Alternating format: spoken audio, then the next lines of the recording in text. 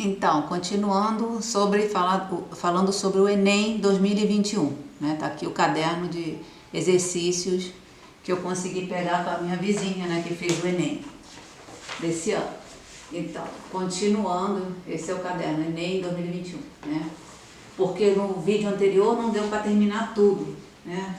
Então vou tentar ler mais rápido para ler os textos interessantes ainda que faltam falar. Então, continuando, outra questão. Os velhos papéis, quando não são consumidos pelo fogo, às vezes acordam do seu sono para contar histórias do passado. É assim que se descobre algo novo de um nome antigo, sobre o qual já se julgava saber tudo, como Machado de Assis. Foi, por exemplo, você provavelmente não sabe que o autor carioca, morto em 1908, escreveu uma letra de hino nacional em 1867. E não poderia saber mesmo, porque os versos seguiam inéditos até hoje.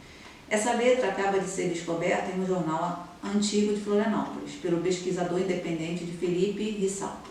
Das florestas em que habito, solto um canto varonil, em honra e glória de Pedro, o gigante do Brasil. Diz o começo do hino, composto de 7 estrofes em redondilhas maiores, ou seja, versos de 7 sílabas poéticas. O trecho também é o refrão da música. O Pedro mencionado é o imperador Dom Pedro II. O bruxo do Cosme Velho compôs a letra para o aniversário de 42 anos do monarca, em 2 de dezembro daquele ano. O hino seria apresentado naquele dia no Teatro da Cidade do Desterro, antigo nome de Florianópolis. Considerando-se as operações da retomada de informações na estrutura do texto, há interdependência entre as expressões, aí escolhe a opção certa, né?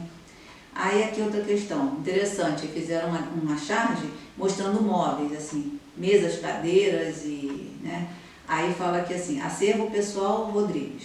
Aí fala o texto, a Revolução Estética Brasiliense empurrou os designs de móveis dos anos 1950 e início dos anos 1960 para o novo, induzidos a abandonar o gosto rebuscado pelo colonial a trocar o ouro preto por Brasília. Eles criaram um mobiliário contemporâneo que ainda hoje vemos nas lojas e nas salas de espera de consultórios e escritórios. Colada no uso de madeiras nobres como jacarandá e a peroba, e materiais de revestimento como o couro e a palhinha. Desenvolveu-se uma tendência feita de linhas retas e curvas suaves, nos moldes do capital do Cerrado. Na reportagem sobre 50 anos de Brasília, de Débora Chaves, com a reprodução fotográfica de cadeiras e poltronas do Sérgio Rodrigues, verifica-se que os elementos de estética brasiliense são, aí tem a opção para escolher. Outra questão é Thumbs Up, um nome em inglês aqui, falando sobre a internet, né? Facebook. Então fala aqui, ponto positivo para o Facebook, que vai dar uma ajeitada na casa para quem sabe não ser mais conhecido como o espaço da treta.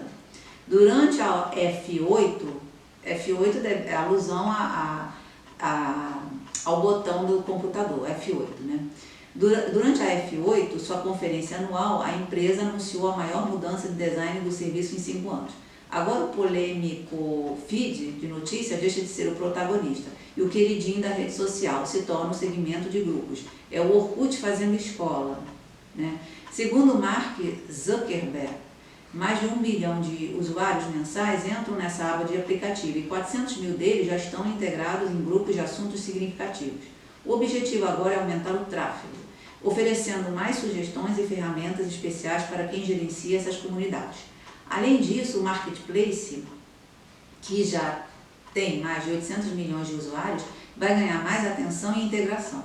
Com isso, parece que há um novo padrão se montando na rede social. Sai o feed, entra a segmentação, que pode ser uma boa porta para monetização nos próximos anos. No mesmo evento, Zuckerberg também disse que o futuro do Facebook é a privacidade, mas não deu muitos detalhes de como vai proteger seus clientes daqui para frente. Evitar que vazamentos de dados dos usuários aconteçam já é um bom começo, e fica a dica. O texto relata que uma rede social virtual realizará uma maior mudança de design nos últimos anos. Esse fato revela que as tecnologias da informação e da comunicação, aí tem a opção para escolher aqui. Mais o que? Deixa eu destacar aqui o texto. Fala também um texto aqui que fala, no ano em que o maior clarinetista que se conheceu, Abel Ferreira, faria 100 anos de idade, mostrava de vivacidade, né? É quase um paradoxo que uma riquíssima manifestação genuína da alma brasileira, forte o suficiente para driblar a falta de incentivos e a insensibilidade dos meios de comunicação, que ela é generalizada, né? Eu tirei xerox desse texto, então ele saiu meio faltando um pedaço aqui, mas dá para ler. Então, a falta de sensibilidade dos meios de comunicação, que é generalizada.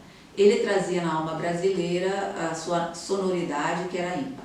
Arthur da Távola seguramente era seu admirador e seguidor, foi quem melhor o definiu. O acervo do autodidata, nascido na mineira Coromandel, autor de música entre as quais Chorando Baixinho, o consagrou, né, amigo e parceiro de Pixinguinha, com quem gravou Ingênuo, em 1958,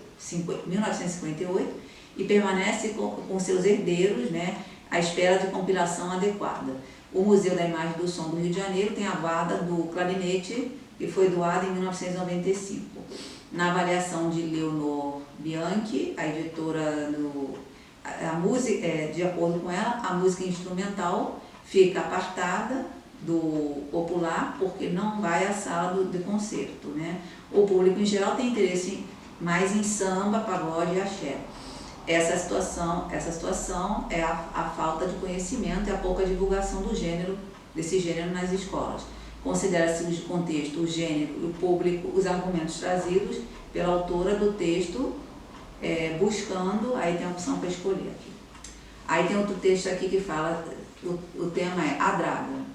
A gente não sabia que aquela draga tinha nascido ali, no porto, como um pé de árvore ou uma duna, e que fosse uma casa de peixes. Meia dúzia de loucos e bêbados moravam dentro dela, enraizados em suas ferragens. Dos viventes da draga era o meu amigo Mário Pega Sapo. Quando Mário morreu, um literato oficial, um necrólogo caprichado, chamou de Mário Captura Sapos. Ai que dor! Ao liberato cujo fazia-lhe nojo a forma coloquial. Queria capturar de vez para não macular a língua nacional lá dele. Da velha draga. Então, era abrigo de vagabundos e bêbados, restaram as expressões estar de draga, beber de draga, por estarem sem dinheiro e viver na miséria. Que ora ofereço ao filósofo Aurélio Buarque de Holanda, para que registre em seus léxicos, pois que o povo já as registrou, né? Gramática expositiva do chão, né? O texto, né? De Barros. Esse é o texto de Barros. Então, ao criticar o preciosíssimo linguístico do literato e ao sugerir a dicionarização das expressões locais, o poeta expressa uma concepção de língua que, aí tem a opção para escolher. Outra aqui, é aprender a ler as notícias. Não dá mais para ler um jornal, uma revista, assistir a um telejornal, da mesma forma que fazemos até o surgimento da rede mundial de computadores. O Observatório da Imprensa antecipou isso lá nos idos de 1996, quando cunhou o slogan: você nunca mais vai ler o jornal do mesmo jeito. De fato, hoje já não basta mais ler o que está escrito ou falado para estar bem informado. É preciso conhecer as entrelinhas e saber que não há objetividade nem isenção absolutas, porque cada ser humano vê o mundo de uma forma diferente. Ter um pé atrás passou a ser uma regra básica, número 1, de quem passa os olhos por uma primeira página, capa de revista ou chamados noticiários da TV. Há uma diferença importante entre desconfiar de tudo e procurar ver o maior número possível de dados de um mesmo fato, ou dado ou evento. Apenas desconfiar não resolve, porque se trata de uma atitude passiva. É claro, tudo começa com a dúvida, mas a partir dela é necessário ser proativo, ou seja, investigar, estudar, procurar os elementos ocultos que sempre existem em uma notícia. No começo é um esforço solitário, que pode se tornar coletivo à medida que mais pessoas descobrem sua vulnerabilidade informativa. No texto, os argumentos apresentados permitem inferir que o objetivo do autor é convencer os leitores aí tem a opção para escolher. Lendo rápido para ver se não demora tanto, que é muita informação aqui. Um homem célebre expõe o suplício do músico do músico popular, que busca atingir a sublimidade da obra-prima clássica, e com ela a galeria dos imortais, mas que é atraído por uma disposição interior incontrolável que o empurra implacavelmente na direção oposta. Pestana,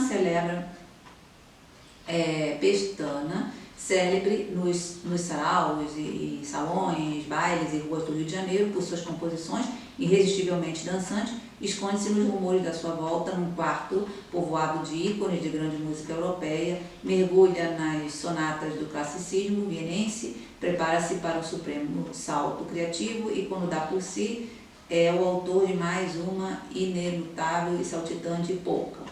O conto de Machado de Assis fez uma referência velada ao machixe, gênero musical inicialmente associado à escravidão e à mestiçagem. No texto 2, o conflito do personagem em compor obras do gênero e representativo aí tem a opção para escolher. Outro texto interessante: devagar, devagarinho, desacelerar é preciso, acelerar não é preciso. Afobados e voltados para o próprio umbigo, operamos automatizados, falsas robóticas, silêncios glaciais. Ilustra bem esse estado de espírito a música Sinal Fechado, 1969, do Paulinho da Viola. Trata-se da história de dois sujeitos que se encontram inesperavelmente em um sinal de trânsito. A conversa entre ambos, porém, não se dá rápida e rasteira. Logo, os personagens se despedem com a promessa de se reverem em outra oportunidade. Percebe-se um registro de comunicação vazia e superficial, cuja tônica foi o contato ligeiro e superficial entre os interlocutores. Olá, como